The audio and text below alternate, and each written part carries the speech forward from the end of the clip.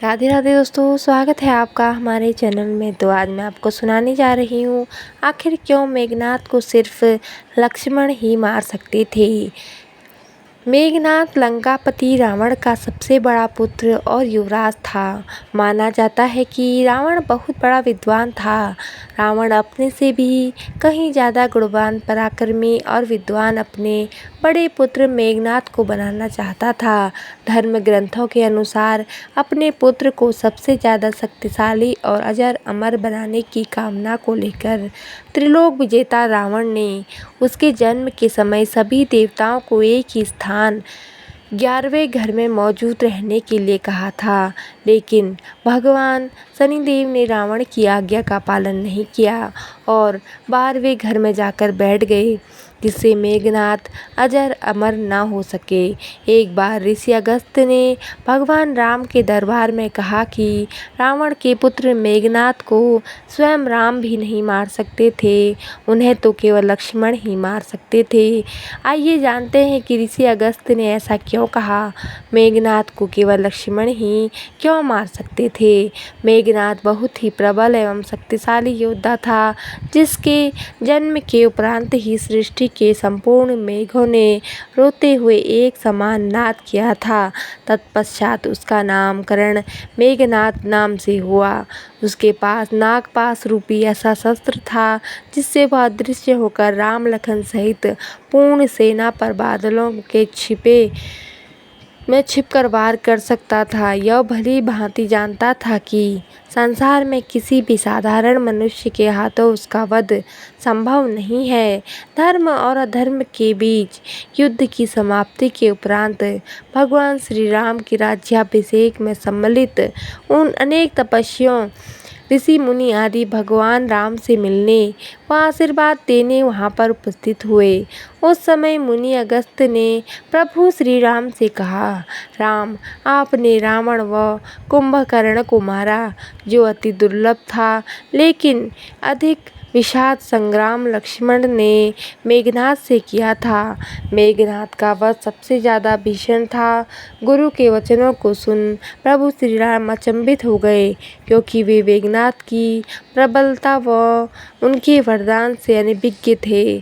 तभी अगस्त्य मुनि ने उन्हें पूरी बात विस्तार से बताते हुए कहा कि मेघनाद विश्व का एकमात्र ऐसा योद्धा था जिसके पास समस्त दिव्यास्त्र थे।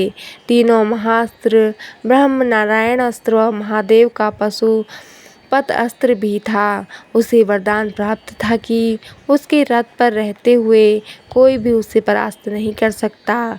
इसी कारण उस समय संसार में केवल वही एक योद्धा था जिसने अति महारथी होने का अवसर प्राप्त किया था।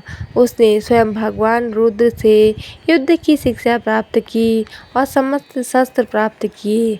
उसकी शिक्षा प्राप्त होते ही रुद्र ने स्वयं ही कहा कि उसे इस संसार में कोई पराजित नहीं कर सकता, किंतु उसका वध केवल लक्ष्मण के ही हाथों संभव था।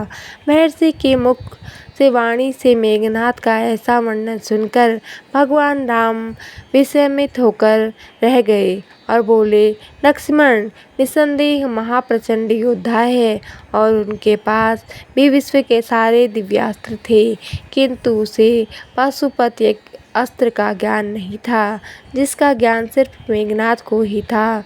फिर भी लक्ष्मण किस प्रकार मेघनाद का वध करने में सफल रहे। आप ऐसा क्यों कह रहे हैं कि केवल लक्ष्मण ही उसका वध कर सकते थे। इस पर अगस्त्य मुनि ने कहा, आपका कथन सत्य है। जितने दिव्यास्त्र मेघनाद के पास थे उतने ही लक्ष्मण के पास थे, किंतु मेघनाद को एक वरदान प्राप्त था। एक बार देवासुर संग्राम में रावण को इंद्र द्वारा बंदी बना लिया गया था। तब मेघनाद ने अपने पिता की रक्षा हेतु इंद्र को ही बंदी बना लिया और उन्हें लंका ले आया। इससे मेघनाद को इंद्रजीत के नाम से भी जाना जाता है।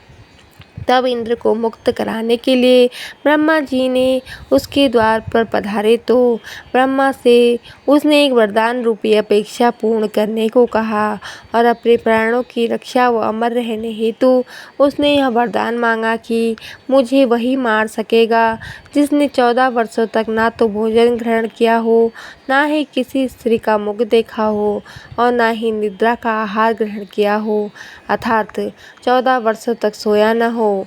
उसके इस वरदान की मांग को पूर्ण कर ब्रह्मा जी ने इंद्रदेव को मेघनाद की कैद से मुक्ति प्रदान की। श्री राम बोले, मैं वनवास काल में 14 वर्षों तक नियमित रूप से लक्ष्मण के हिस्से का फल फूल देता रहा। उन्होंने कहा कि मैं सीता के साथ एक कुटी में रहता था, बगल की कुटी में लक्ष्मण रहते थे, फिर सीता का मुख भी न देखा हो और 14 वर्षों तक सोए न हो, ऐसा कैसे संभव है। अगस्त्य मुनि सारी बात समझकर मुस्कुराए।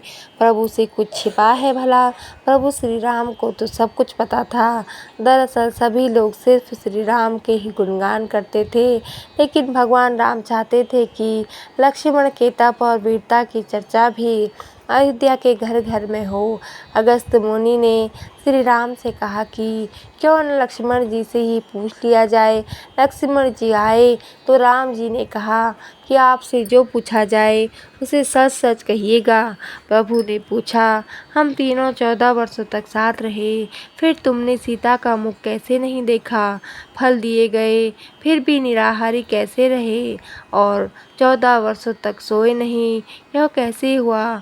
जब लक्ष्मण ने बताया, भैया जब हम भाभी को खोजते हुए ऋषिमुख पर्वत पर गए तो सुग्रीव ने हमें उनके आभूषण दिखाकर पहचानने को कहा। आपको स्मरण होगा, मैं उनके पैरों के आभूषण के अलावा कोई अन्य आभूषण नहीं पहचान पाया था, क्योंकि मैंने कभी भी उनके चरणों के ऊपर देखा ही नहीं। 14 वर्ष सोने के बारे में लक्ष्मण ने कहा कि आप और माता एक कुटिया में सोते थे। मैं रात भर बाहर धनुष पर बाण चढ़ाए पहरेदारी में खड़ा रहता था। निद्रा देवी ने मेरी आंखों पर पहरा करने की कोशिश की तो मैंने निद्रा को अपने बाणों में भेद दिया था। निद्रा ने हरकर स्वीकार किया कि वह 14 साल तक मुझे स्पर्श नहीं करेगी, लेकिन जब श्री राम का अयोध्या में राज्याभिषेक होगा और मैं उनके पीछे सेवक की तरह छत्र लिए खड़ा रहूँगा, तब वह मुझे घेरेगी।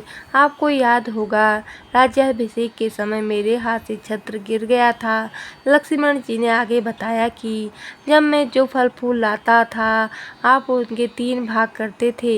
एक भाग देकर आप मुझसे कहते थे, लक्ष्मण फल रख लो। आपने कभी फल खाने को नहीं कहा, फिर बिना आपकी आज्ञा से मैं इसे कैसे खाता? मैंने उन्हें संभाल कर रख दिया।